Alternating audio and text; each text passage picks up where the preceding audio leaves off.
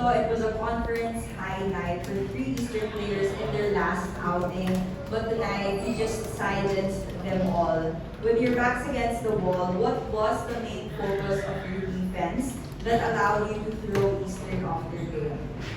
First of all, we'd like to thank the Lord Jesus Christ for this win. And the word is survival. So we try to approach this game with a sense of urgency, with the proper mindset.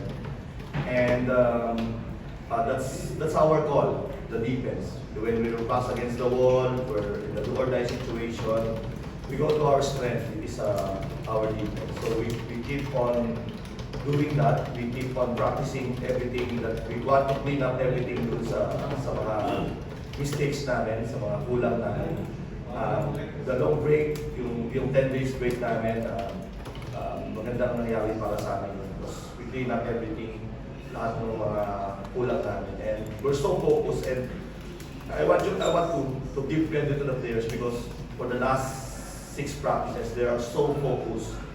They have that proper mindset, and the goal is to survive. Now we will live another day, and we'll try to prepare again for our next game. Thank you so much, Coach Chito. Ian, tonight you went beyond your average 8 points in the last 10 games, 40 na ngayong natala. Ano ba yung pinahalagahan mo sa iyong laro ngayon na gusto mo rin ipagpatuloy in your last elimination round game against Meralco? Para sa akin, well, nakasalan ko lang kayo. Sinimulan ko lang to sa practice namin.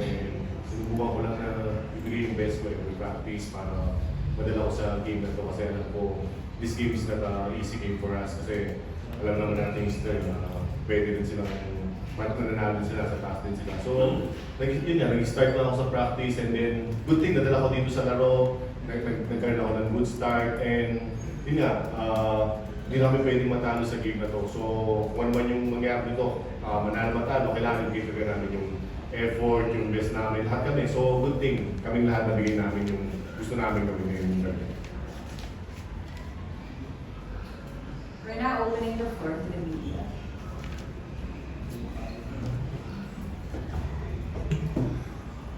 Coach, congratulations. Thank you. Your last game is Meralco on Friday. So, mapinagpahin sa inyo, but the way you played the last 2 games, siguro mataas ang confidence yun na you can put a result against Meralco na maganda yung pinapakita. Actually, I told to Bell before the game about having the confidence to go to the war, go to the battle, and with these guys because with a complete lineup now, I think this is the first time that we're complete, we're all healthy. Because on the first 5 games, our import was injured. And then after that, all is in and out of the lineup. Then there's most of the players are may mga nararamdaman. We just try to mabalance lang yung sa practice and their injuries.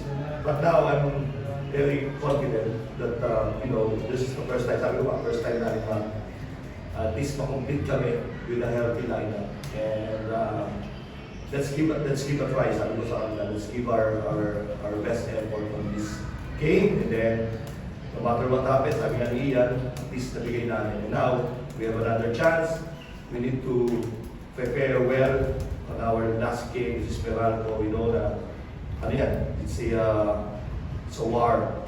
It's a battle of the defense. It's a defensive battle for us. And we will try to see first, we will try to take over, and then let's see kung ano yung pwede natin bago sa game. Coach, before this game, Paulie inactivate nyo, you played 12 minutes, kamusta ba siya? Is he healthy? Fully healthy na ba siya or hindi pa gaano? Hindi pa naman siya 100%. Paul is only practicing with us for the last 3 days, last 3 practices. Talaga, we just try to watch his minutes. Di possible namin pwedeng yung regular minutes niya, and we will try to ganun lang siya. And it's a big help in terms of directions and the composure of the team. So I mean, it's not about scoring, but how he handles yung dun sa court, yung ano natin, yung offensive and defensive scheme natin. Coach, last game si Peter Alfaro maganda nilaro. Ngayon si Jerome naman, another rookie. Ano masasabi mo na yung mga young players mo, isa sa mga sila yung nagre-respond din dito sa pressure? We need the young guys, we need the young guys to have these veterans because yun nga, it's a collective effort from everyone, and I told them it's not one or two or three players need to step up for this game, but everyone, including our utility guys. That's the sense of urgency of us. We need everyone from the team, from down to our utility to Ian and Ricardo to have that proper mindset and sense of urgency.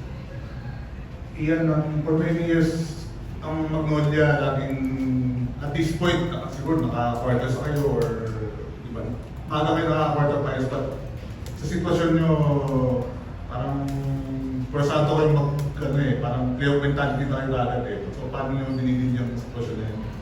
Siguro kailangan lang namin maging positive din. Kailangan lang namin maniwala sa isa't isa kasi nandito na to eh. Ito na yung sitwasyon namin eh. So, kailangan every game na lalaruin namin na positive lang kami. Kasi kung iisipin lang namin kung lahat ang nangyari, magpupo kami. So, wala talagang mangyayari sa amin. So, ngayon may chance kami, nanalo kami. So, ngayon, focus kami sa next game namin.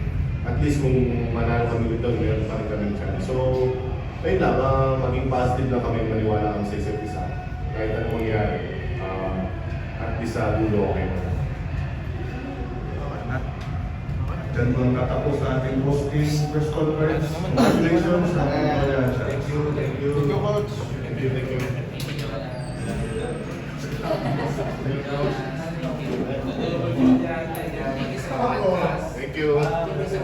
Thank you.